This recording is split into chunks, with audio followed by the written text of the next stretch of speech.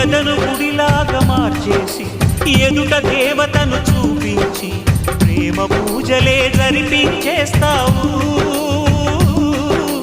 ఇంత మాయలో పడదోసేస్తావు.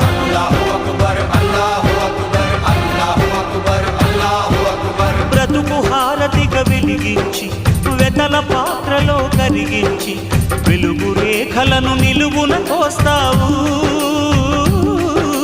విలువ చీకటిగా మిగిలించేస్తావు.